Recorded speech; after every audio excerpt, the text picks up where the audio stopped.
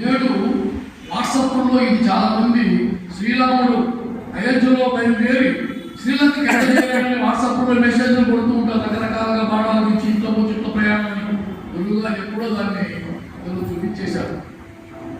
అద్భుతంగా ఈ గ్రంథంలో హైలైట్ అన్నమాట ఈ పేజీ 37వ పేజీ. అయోధ్యలో బయలుదేరి చిత్తూరు చేరడానికి ఎన్ని రోజులు పట్టింది, మొదటి రాత్రి ఎక్కడ, రెండవ రాత్రి ఎక్కడ, మూడవ రాత్రి ఎక్కడ, బసలు ఎట్లా, ఎలా చేశారని అద్భుతంగా దీంట్లో వర్ణించారు. వీరు బయలుదేరి మొట్టమొదటి కంసా నది తీరాన మొదటి రాత్రి బస సుమంతుడితో కలిసి అక్కడి నుంచి జనాలందరూ పోగే వచ్చారు. అందరూ నదిని దాటి మళ్ళీ ఇబ్బంది అవుతుందని వేకునే లేచి అందరికంటే ముందుగానే ఆ రథాన్ని దక్షిణ పక్కకు మళ్ళించి మళ్ళీ ఉత్తర పక్కకు తిప్పి మొత్తానికి అంటే కొంతమంది దొంగతనం చేసిన అటు ఇటు ఏదో 4 ఫింగర్ ప్రింట్ చేసి వెళ్ళిపోతారు కన్ఫ్యూజన్ పెట్టడానికి. ఆ విధంగా ఈయన కూడా రథాన్ని అటు ఇటు 4 పక్కల పంపించి ఉత్తర తర్వాత వచ్చేసారు. కంసా నది తీరం దాటి తర్వాత మొదటి రోజు రాత్రి అయిన తర్వాత వేదశృతి నదిని దాటారు. తర్వాత వేదశృతి నదిని దాటి గోమతి నదిని కూడా దాటారని, తర్వాత చండికా నది 2వ రోజు 3 నదులు దాటి 2వ రోజు రాత్రి శృంగబేరిపురం దగ్గర పాటు నిద్ర చేశారని చెప్తారు. ఒక గాల చెట్టు ఇంగుదీ వృక్షం అంటాము, ఇంగుదీ వృక్షం చెట్టు నీడలో ఉన్నారు.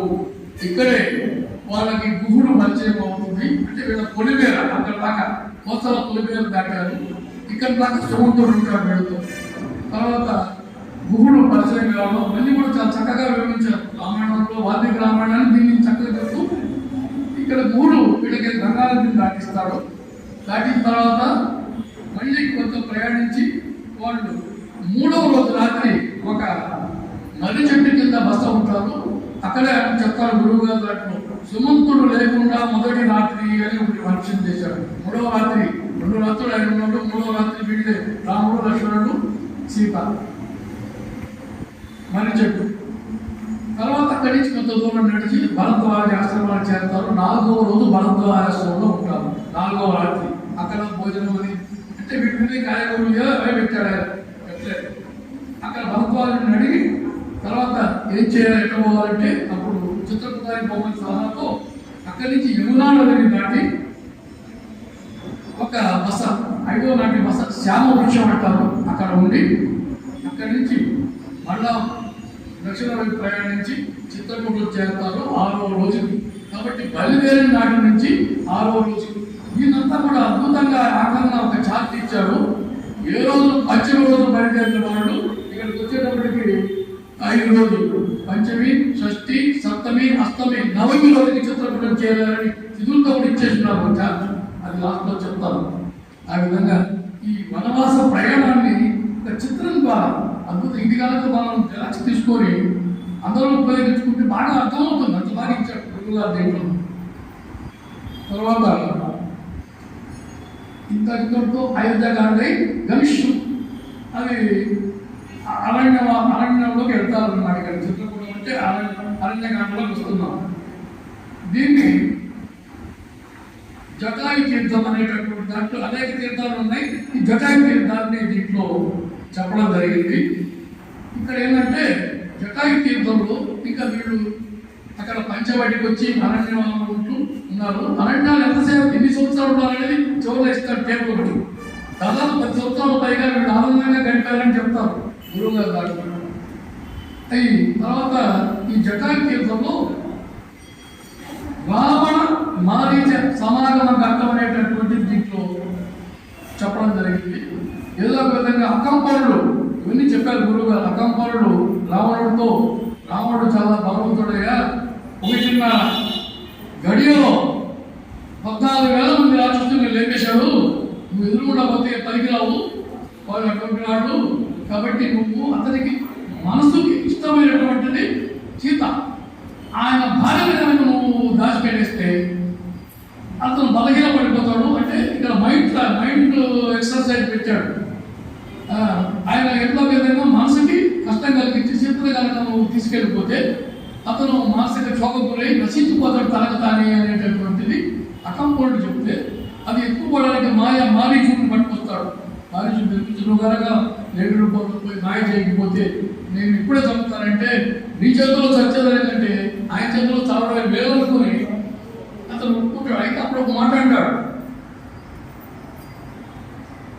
రామ విగ్రహవాన్ ధర్మ సాధు సత్య పరాక్రమ రాజా సర్వశ్చ లోకశ్చ దేవా వివవాసవ అని.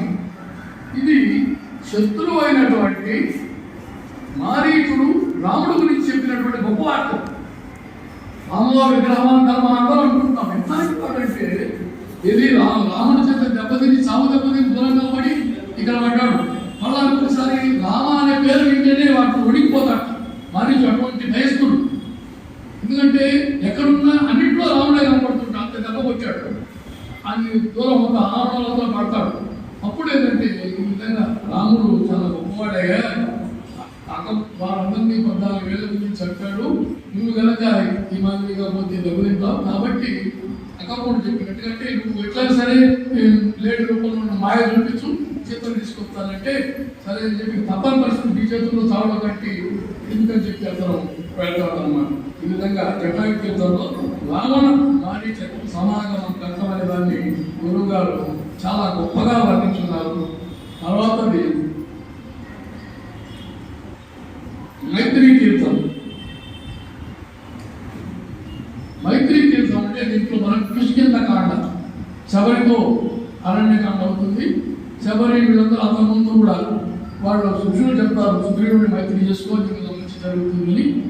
ఇంకా కమంతుడు అన్నారని గురుగారు ప్రస్తావించారు. మనకు సమయం కోసంగా కొన్ని హైలైట్ చేస్తున్నాం. మైత్రీ తీర్థంలో హనుమంతుడు ఇక్కడ హనుమంతుడు సుగ్రీవుడు సమాగమం జరుగుతుంది. ఇక్కడ సుగ్రీవ మైత్రి ఘట్టంలో సుగ్రీవుడు మాట అంటాడు. అది అద్భుతంగా చెప్పారు గురువు గారు.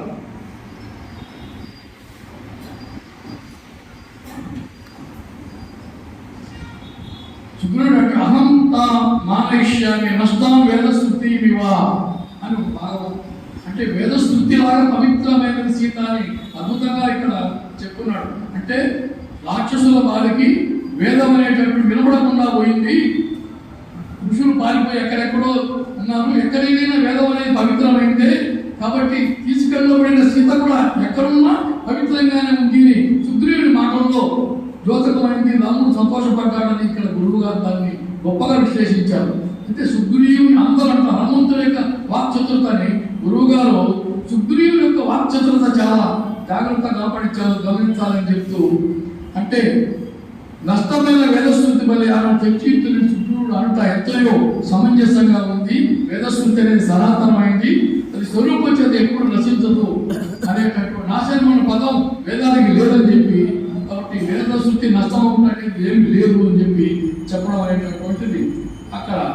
అయితే ఇక్కడ పోయినప్పుడు ఇక్కడ ఏదో మూట పడిందయ్యా స్త్రీ ఉంటుంటే అప్పుడు అన్ని తెచ్చి చూపిస్తే అప్పుడు లక్ష్మణుడిని నా కళ్ళలో చమరించిందా ఇవన్నీ వినేటప్పటికి అదేదో చూడయ్యా లక్ష్మణ ఏమైనా గుర్తిస్తావేమో మీ వదిలేమంటే అప్పుడు లక్ష్మణుడు అన్న మాటలు కూడా చాలా గొప్పగా, నాహం జానామి కేయులే నాహం జానామి కుండలే నువ్వులే జానామి నిత్యం పాదాలు వందనం. అయినా నాకేమి నీ కమ్మలేమో తెలియదు, గాజులు ఎక్కడ తెలియదు, నగలు ఎక్కడ తెలియదు, రూపురాలు నాకు తెలియదు, కానీ రోజు పాదాభివందనం చేస్తాను.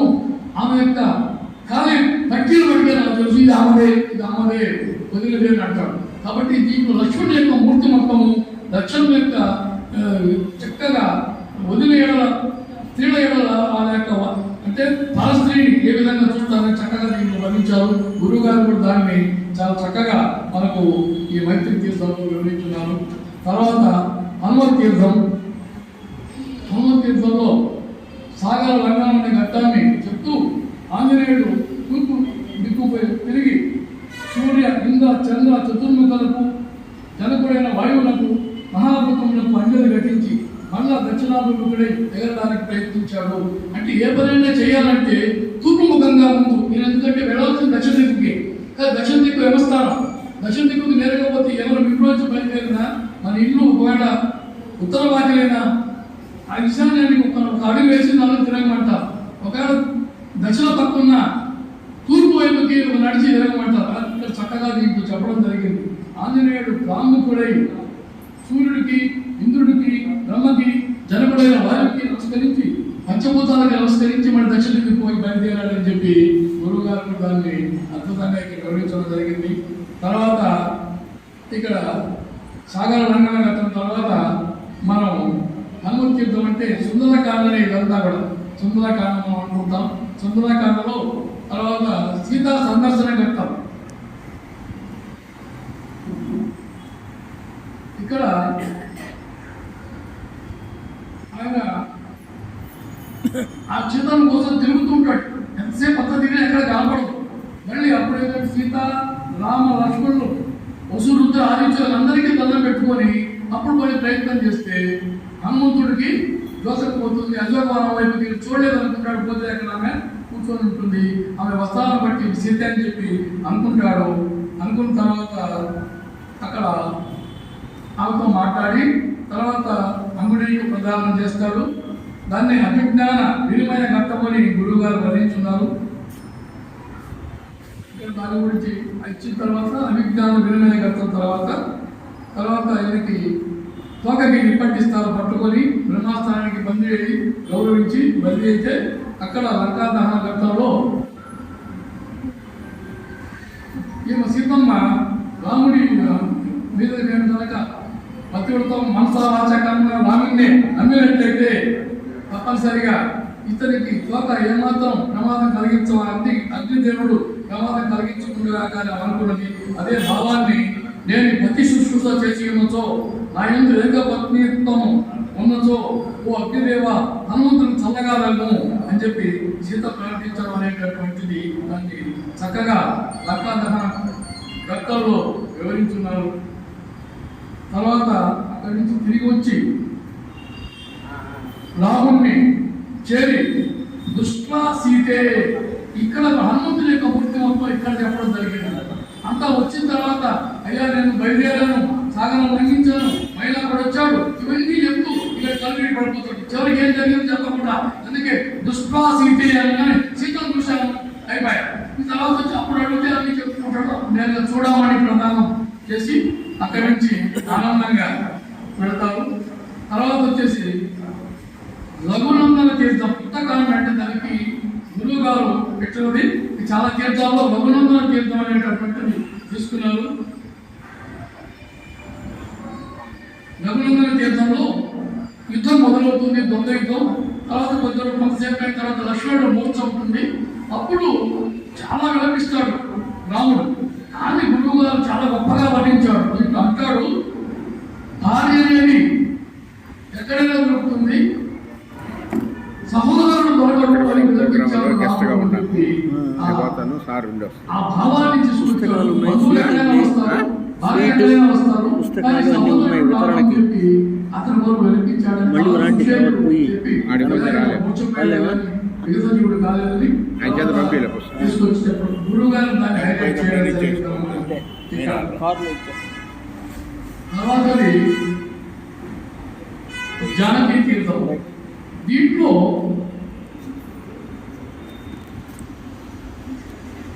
రావణ సంహార ఘట్టం, రామరావణ యుద్ధాన్ని వర్ణిస్తాడు. దీంట్లో రామరావణ యుద్ధం దేంతో పోల్చాలంటే రామరావణ యుద్ధంతోనే పోల్చాలని చెప్తాడు. గగనం గగనాకారం, సాగరం సాగరోపమః, రామరావణ యోరి యుద్ధం రామరావణ యోరివా అని రామరావణ యుద్ధంతోనే పోల్చాలని చెప్పి చెప్తూ విశ్లేషించడం జరిగింది. అందువల్ల ఎవరైనా చెప్పినా అంటే ఈ వాక్యాన్ని ఖచ్చితంగా తీసుకెళ్తారు. ఈ జానకీ తీర్థంలో వస్తుంది. తర్వాత రాముడు చనిపోవడం, మండోదరి విలాపం అన్నింటినీ కూడా బాగా గురువు గారు చక్కగా వివరించారు. తర్వాత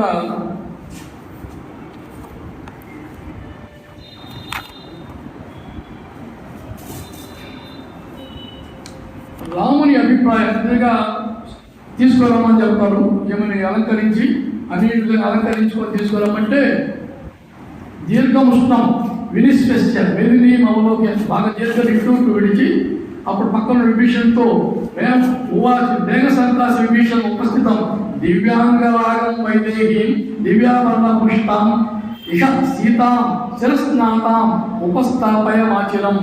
చక్కగా తలంటు స్నానం చేయించి అన్ని అలంకరణ చేసి ఆమె అలంకరించుకొని తీసుకురాని అని చెప్పి చెప్పడం జరుగుతుంది.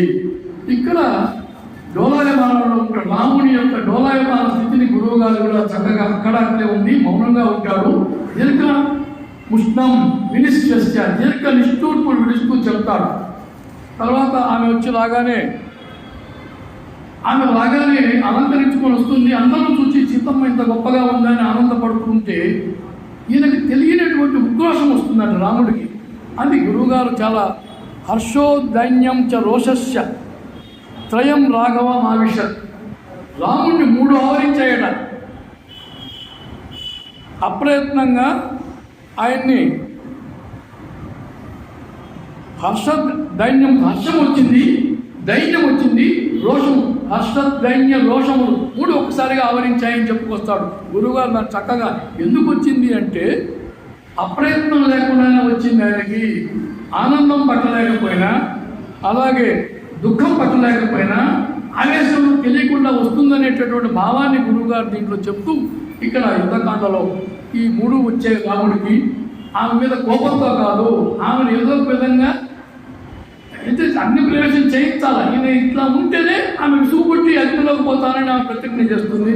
ఆమెకి అయితే ఇక్కడ కూడా ఆయన ఏ విధంగా నువ్వు స్త్రీ రూపంలో ఉన్న పురుషుడిని ఎంత రెచ్చగొట్టిందో, లక్ష్మణుడిని గీత దాటకుండా లక్ష్మణుడిని ఏ విధంగా మీ అనుకరిస్తే పోకుండా అని ఆ విధంగా రెచ్చగొట్టిందో, లక్ష్మణుడిని అనుమానించిందో, వాటికి మానసికంగా లక్ష్మణుడు క్షోభ అనుభవిస్తున్నాడు. ఆ క్షోభ ఇవి పడాలంటే ఖచ్చితంగా రాముడు ఈ విధంగా వ్యవహరించాడు. ఆమె క్షోభ పొంది తర్వాత అగ్ని ప్రవేశం చేస్తుంది. అందరూ కూడా బాగా ఆనందిస్తారు.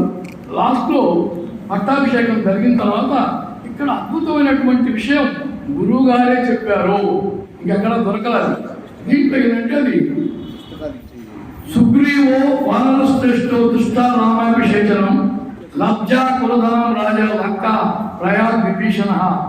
విభీషణుడు వీడ్కోలు చెప్తూ కులధనాన్ని తీసుకొని వెళ్ళాడు. కులధనం అంటే రాముడి యొక్క కులధనం వాళ్ళకి ఎందుకు ఇస్తారు అనే అందరూ అనుకుంటే విశ్వాక కులధనాన్ని విభీషణుడికి ఇచ్చాడు రాముడు అని చాలామంది చర్చించారట. అది కాదు. కులధనం అంటే విభీషణుడు స్వతహాగా బ్రాహ్మణుడు, బ్రాహ్మణుడి యొక్క కులధనము తపస్సు.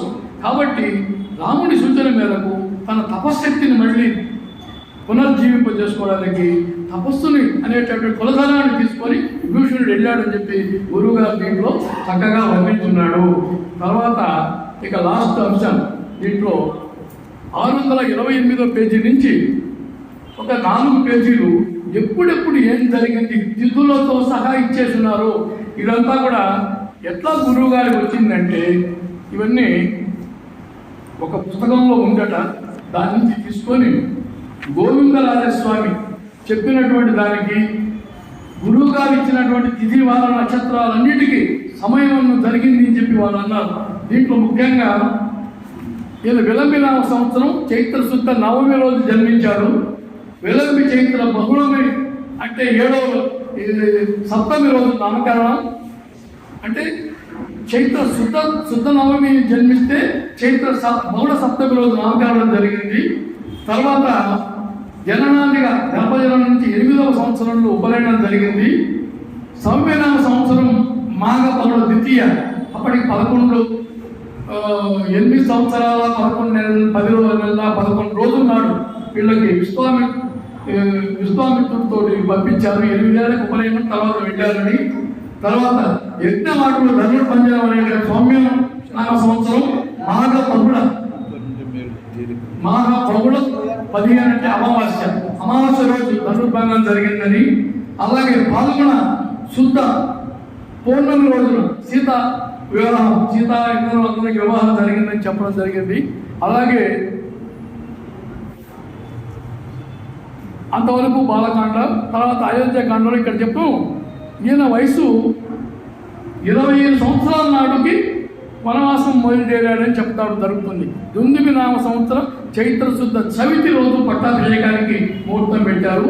చవితి రోజు ముహూర్తం జరగదు కాబట్టి దీనికి పట్టాభిషేకం జరగకుండా వనవాసానికి బయలుదేరాడు.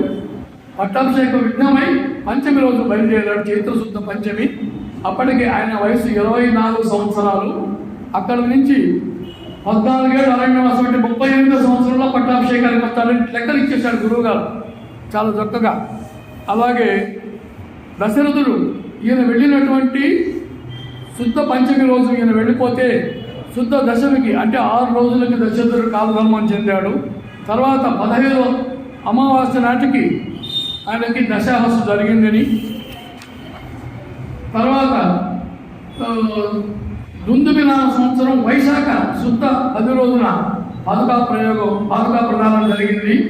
శుద్ధ ఏకాదశి రోజు నందిగ్రామం ప్రవేశించి పాదుకా పట్టాభిషేకం జరిగింది అని చెప్తూ ఈ విధంగా ఏ తిథుల్లో ఏం జరిగింది ఇంటూ సంవత్సరాలు తేదీలు కూడా ఇచ్చేసేది జరిగింది.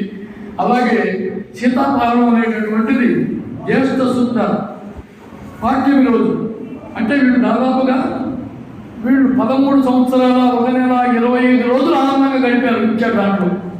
అంటే అరణ్యవాసంలో 13 సంవత్సరాల 1 నెల 25 రోజులు ఆనందంగా గడిపారు. అమావాస్య అయిపోయింది, పాఠ్యం రోజు కిడ్నాప్ అయింది, సీతాపాలనం జరిగింది. తర్వాత అక్కడి నుంచి సుందరాకాండ 1.5 రోజులు జరిగిందట. మొత్తం ఇచ్చాడు అక్కడ. గడియలు కూడా ఇచ్చుకుంటూ వచ్చాడు గురువు గారు. ఈ గడియలో ఇక్కడి నుంచి ఇక్కడికి ఇంకా గడియగా 1.5 రోజులు సుందరాకాండ మొత్తం పూర్తి జరిగింది. తర్వాత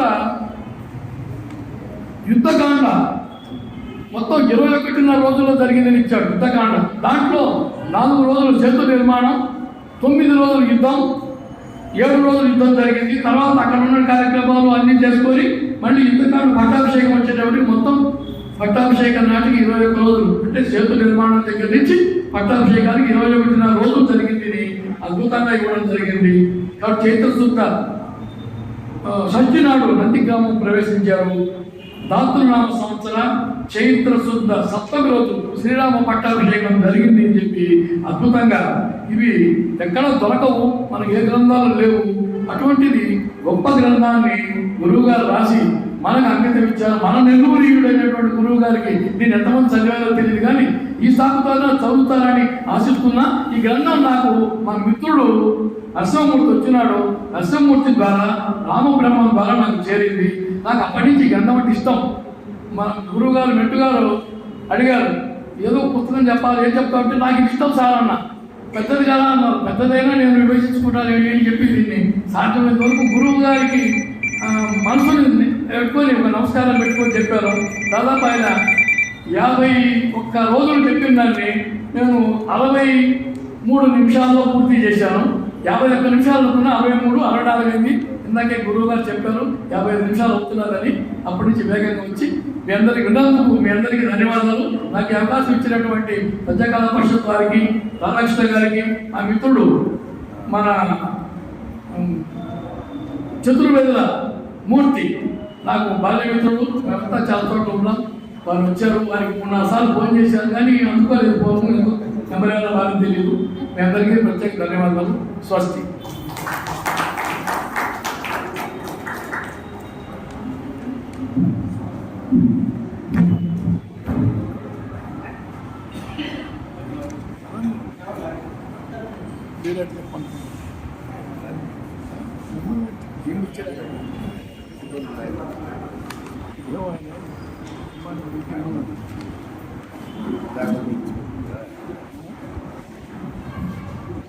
ఇంకెవరన్నా సాయం తీసుకుంటే సరిపోయేది.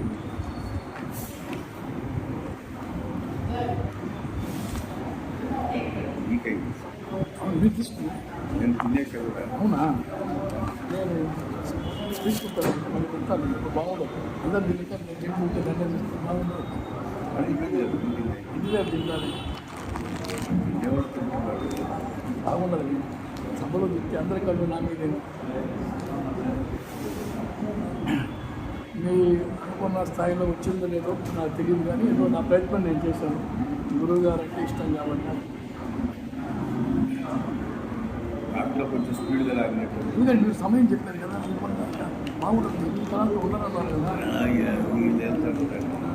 బాగుంటుంది కదా.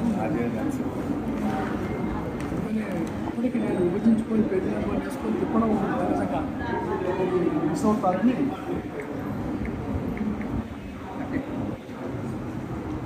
మీరులో మాట్లాడాలంట. చాలా మీరు మాట్లాడాలి, చెప్పండి, మీరు చెప్పండి. ఆయన సార్ మాట్లాడి మరి బలిపల్లి కూడా తర్వాత నేను చెప్తా మాట్లాడుతున్నాను.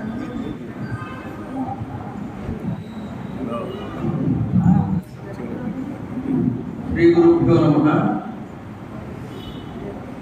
ఈరోజు విశేషమైనటువంటి రోజు ఆషాఢ పౌర్ణమి, గురు పౌర్ణమి.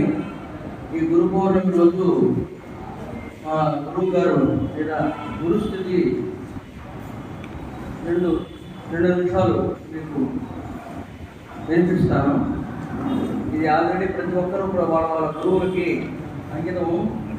ఈ స్థుతి గురుర్ బ్రహ్మ గురుర్ విష్ణువు గురుర్దేవో మహేశ్వర గురు సాక్షాత్ పరం బ్రహ్మ తస్మై శ్రీ గురవే నమః.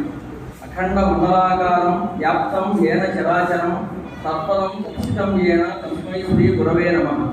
అజ్ఞాన తిమిరాంధస్య జ్ఞానాంజన శలాకయా చక్షురున్మీలితం ఏన తస్మై శ్రీ గురవే నమః. స్థావరం జంగమం వ్యాప్తం ఏన కృష్ణం చరాచరం తత్పదం దర్శితం ఏన తస్మై శ్రీ గురవే నమః. చిద్రూపేణ పరివ్యాప్తం త్రైలోక్యం సచరాచరం తత్పదం దర్శితం ఏన తస్మై శ్రీ గురవే నమః. సర్వకృతి శిరోరత్న సముద్భాసిత మూర్తయే వేదాంతాంబుజ సూర్యాయ తస్మై శ్రీ గురవే నమః. మన్నాథః శ్రీ జగన్నాథః మద్గురుః శ్రీ జగద్గురుః మమాత్మా సర్వభూతాత్మా తస్మై శ్రీ గురవే నమః. సగురోరధికం తత్వం సగురోరధికం తపః తత్వజ్ఞానాత్ పరం నాస్తి తస్మై శ్రీ గురవే నమః. నగురోరధికం తత్వం నగురోరధికం తపః తత్వజ్ఞానాత్ పరం నాస్తి తస్మై శ్రీ గురవే నమః. చైతన్యః శాశ్వతః శాంతో వ్యోమాతీతో నిరంజనః నాదబిందు కళాతీతః తస్మై శ్రీ గురవే నమః. జ్ఞానమూలం గురోర్మూర్తి పూజామూలం గురోః పదం మంత్రమూలం గురోర్వాక్యం మోక్షమూలం గురోః కృప. శోషణం భవతిందోశ్చ ప్రాపణం సారసంపద యస్య పాదోదకం సమ్యక్ తస్మై శ్రీ గురవే నమః. జ్ఞానశక్తి సమారూఢః తత్వమాలా విభూషితః ముక్తి ప్రదాత చ తస్మై శ్రీ గురవే నమః. అనేక జన్మ సంప్రాప్త కర్మబంధ విదాయిని ఆత్మజ్ఞానాగ్ని దానేన తస్మై శ్రీ గురవే నమః. గురురాదిరనాదిశ్చ గురుః పరమదైవతం గురుః ఆదిరనాదిశ్చ ఆదిః అనాదిః చ గురుః పరమదైవతం గురోః పరపరం నాస్తి తస్మై శ్రీ గురవే నమః. అజ్ఞాన మూల హరణం జన్మకర్మ నివారణం జ్ఞాన వైరాగ్య సిద్ధ్యర్థం గురోః పాదోదకం పిబేత్. ఓం నమః శివాయ గురవే సచ్చిదానందమూర్తయే నిష్ప్రపంచాయ శాంతాయ నిరాలంబాయ తేజసే నిత్యం శుద్ధం నారాభాసం నిరాకారం నిరంజనం నిత్యబోధం చిదానందం గురుర్బ్రహ్మ నమామ్యం. ఈశ్వరో గురుః ఆత్మేతి మూర్తిభేద విభాగిని వ్యోమనత్ వ్యాప్తదేహాయ దక్షిణామూర్తయే నమః.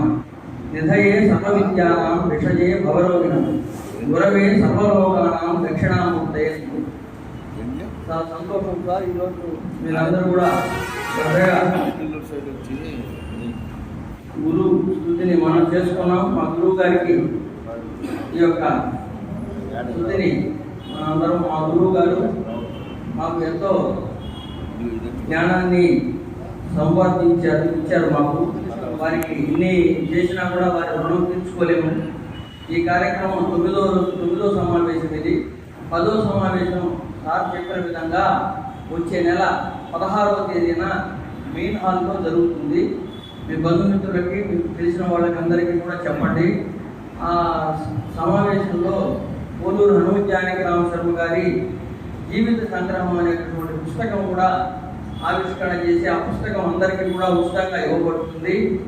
దాంట్లో మీరందరూ కూడాను పాల్పంచుకుంటారని ఆశిస్తూ మీ బంధుమిత్రులకి వాళ్ళందరికీ కూడా తెలియజేయవలసిందిగా కోరుతున్నాను సార్. అందరితో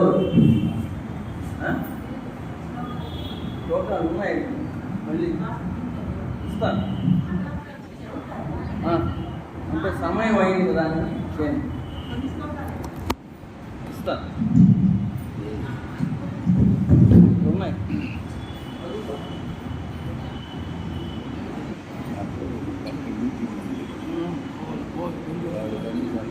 మీరు ముగిస్తే మీరు ముగించిందంటే బయలుదేరుతాను. నేను విన్నాను కదా, నేను 2 మాటలు చెప్తాను, మీరు ఇష్టం. సార్ ఈ సమావేశంలో ఒక 3 శ్లోకాలు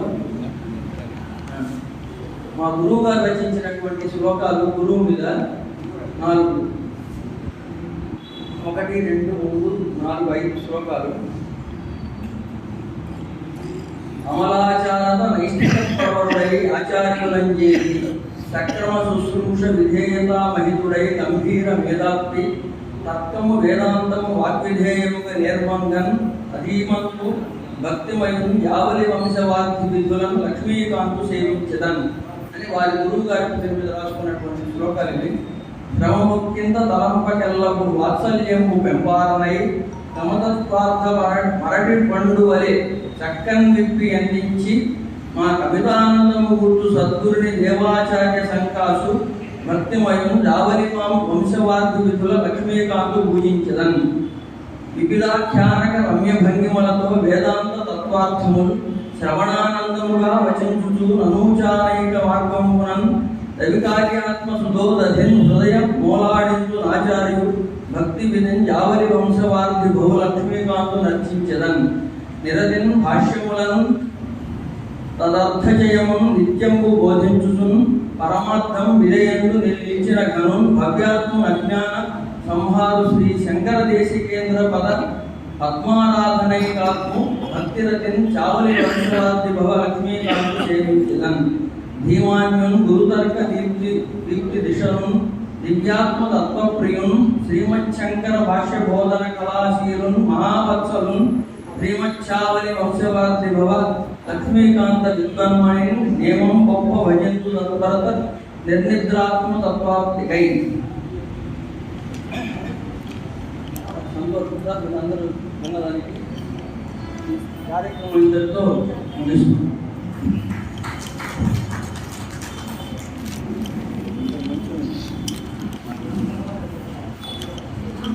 మీటింగ్లో అసలు ఎన్ని మంది అడగబడలేదు. మీటింగ్ స్టార్ట్ అయినప్పుడు